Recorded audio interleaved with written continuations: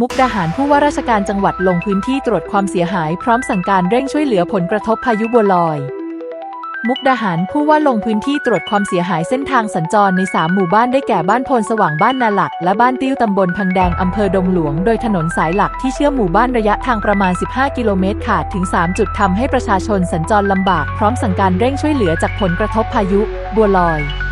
300968อิทธิพลพายุบัวลอยส่งผลให้ฝนตกหนักต่อเนื่อง2วันที่ผ่านมาในพื้นที่จังหวัดมุกดาหารส่งผลให้น้ำระบายไม่ทันน้ำจากลำห้วยบางทรายล้นเข้าท่วมเส้นทางสัญจรใน3หมู่บ้านได้แก่บ้านโพนสว่างบ้านนาหลักและบ้านติ้วตำบลพังแดงอำเภอดงหลวงโดยถนนสายหลักที่เชื่อมหมู่บ้านระยะทางประมาณ15กิโลเมตรขาดถึง3จุดทำให้ประชาชนสัญจรลำบาก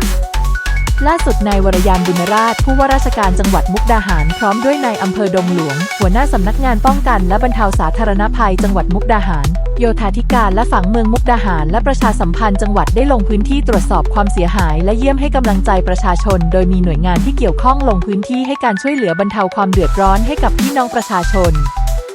ทั้งนี้หากไม่มีพายุลูกใหม่เส้นทางสัญจรจะสามารถใช้การได้ตามปกติภายใน 2-3 วันขอให้พี่น้องประชาชนในพื้นที่ติดตามการรายงานสภาพอากาศอย่างใกล้ชิดด้วย